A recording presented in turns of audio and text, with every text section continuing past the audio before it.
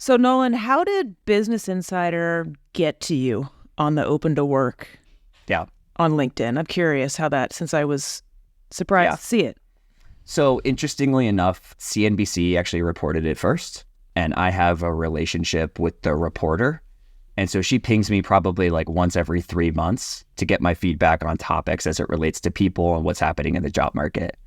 But I want to take a minute to run through the facts of what actually happened, because I think you see what's happening on LinkedIn. And then there's this whole, like, from where I stand, what actually happened. So just facts. I had an interview with CNBC.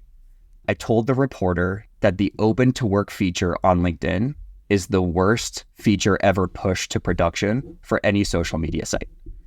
I said that because I think it hurts job seekers. And the reason why it hurts job seekers is because many, and I mean literally dozens, of hiring managers and founders have told me that they feel like people who put that on their LinkedIn are desperate. The reporter didn't get my quote like exactly right, so like I'm not going to get into that, but anyways, they ran the story. Article goes live, and many HR pros and recruiters vehemently disagreed with me.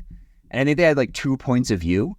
One is from the recruiting standpoint, well, Nolan, it's easier to find people that are open to work if they put the banner on there, and like LinkedIn prioritizes those people.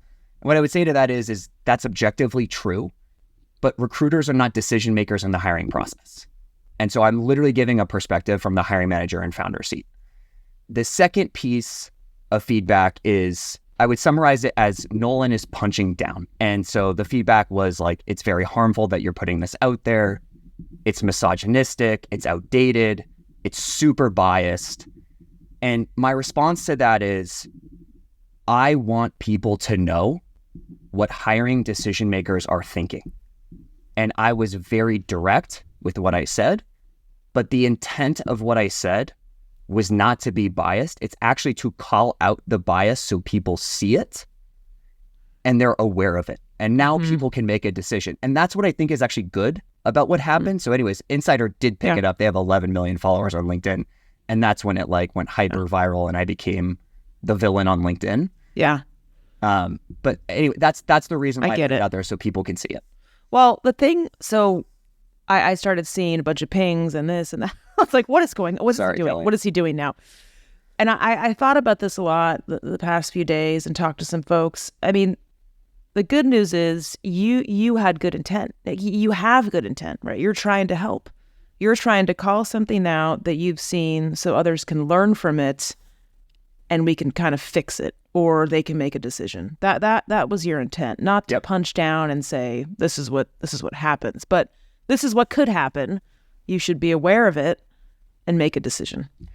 I think if the feature hurts more than one person, it's probably no longer needed. And when it first came out, like, let's go back. When it came out in 2020 during the pandemic, it was necessary. Like, a ton of people had lost their jobs like overnight. And that actually was expeditious for recruiters. Yeah. We're now 3 years beyond that. And so how the open to work banner, how a hiring manager views that banner is now different 3 years in. The other thing I'll say is, like, on fixing bias, I was probably one of the first people at Google to go through the bias training for interviewers. Yep. I did this in like 2012. The reality is, I don't think we've made much progress. And it's not for lack of attempt. It's because human bias is encoded into our DNAs, and fixing that is going to take decades. And I am all about doing that work. There are many people that are doing that work. We should keep going. But if people are getting hurt today, not saying something is worse than knowing it and keeping it to myself. Yeah. Look, I applaud you for saying it. I think there's a lot of folks out there in all different parts, right, of this side, and they're bringing their own experiences to the table when they're reading it or agreeing or disagreeing. So I'm always gonna like kind of go at you with it's not a one size fits all, dude. It never is. Now, I will tell you, I disagree on it's 3 years later. Like, being in HR and seeing, right, Informatica just laid off 10% of their workforce like 2 days ago. Totally. Or whatever it was. So that is not over.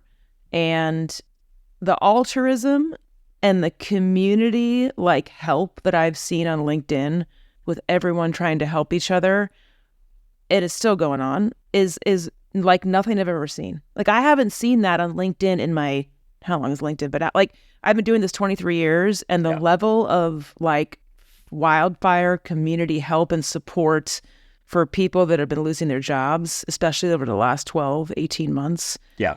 It's very big. So I think honestly, Nolan, you're getting a lot of blowback on that because your comments were seen as insensitive to those that got screwed over by all this nonsense. Totally. And the audience can disagree with me. I think if you would have posted that shit 3 years ago or 4 years ago, you wouldn't have heard anything. You think so? I think that people would not be as heightened to it because the market was much different. And I do. I think the banner only came out during the pandemic. Well, I know, but yeah. I'm just saying, what if it was there 5 years ago? I don't think you would have gotten a lot of blowback because people literally are not in the same position. It's the moment. You're saying it's the moment. And I think the environment has a lot to do with it. And I think, and I've helped a shit ton of people on LinkedIn that lost their jobs. And I think people are speaking up for other people. Now, I will tell you, and people might disagree with me, as an executive, I wouldn't put that on there. Why not? So first of all, I don't really think about it, right? So you mentioned this and I agree with it. Networking, working your networks, making connections, talking to people. Cold outbounding hiring managers. That's what all I would think of. I probably wouldn't even think of changing my... I didn't even know the feature frickin' existed, to be honest, like until recently. Like, so there's that piece of it. But that being said, like the industry people are in, the job function people are in, the levels of these roles, and like whether you're full-time or temporary or consultant, like these are all factors that like, come on, we're all reasonable. This can't be a black or white issue. It depends. But for hiring managers, especially for early stage startups, they are biased. What I am saying is people should be aware of that and that there is a conversation happening that they don't know about. And now I'm telling you, and look, in parallel, I think there's a lot of things I got a lot of feedback on like, well, Nolan, you should be helping people. That's my intent. You're trying. And I actually totally agree that school does not prepare people to go find a job. Like the number one question I get from college kids is, how should I get a job? How do I get my foot in the door? And so I actually have talked a lot about this historically, but I think like it's a problem with our educational system is we don't teach people applicable skills that they're going to use to make a living. The other thing I just noticed from this conversation is there's a monoculture of thought in HR. And I came in from a different angle on this and I pissed that monoculture off. And that's one of the reasons why we started this podcast is because we wanted to have more of a discussion and to illuminate that there's other points of view to get things done. And as I told people on LinkedIn, look, I'm optimizing for speed here. I could have chosen my words better. It could have been quoted better, but I'm optimizing for speed and letting people know and trying to help them. Yeah. But look, the bottom line for me is it's a data point. Like, your opinion on this, like whether you disagree or agree, any reasonable person would agree that shit's out there. So you should be aware of it. Take it or leave it. But exactly that it is real in some respect, and that's my biggest takeaway is it should be in the consideration set. Then, it's funny. Like you said, recruiters see this, but the hiring managers make the decision. Again, I could get chastised for this, but if I like polled every recruiter at Pendo, I bet you a lot of them would be like, I don't even really mention that to the hiring manager. But the hiring manager's looking on LinkedIn, Kelly. Like every hiring manager looks on LinkedIn. I've never in the 3 years this damn feature's been out, I've never had a hiring manager say, "Oh, the circle's green." Like, forget it.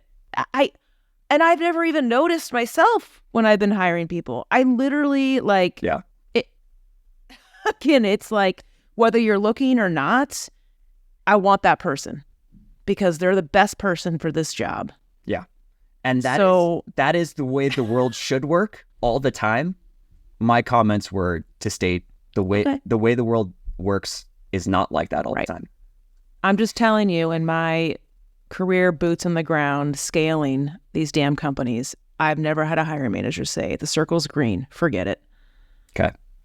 I'm going to introduce you to some of the people that I know. I want to, I mean, right. The point, again, I don't care. The point is not to shun, disagree, or agree. The point is to understand everything that's out there. That's exactly. how you Yep. educate people. And that's what you're trying to do. Yep. I appreciate the discussion. I appreciate you still befriending me. And I want to hear from the audience too. Like, Same. am I full of shit? Yep. And I do appreciate everyone's discussion and comments. I appreciate you. Thank you.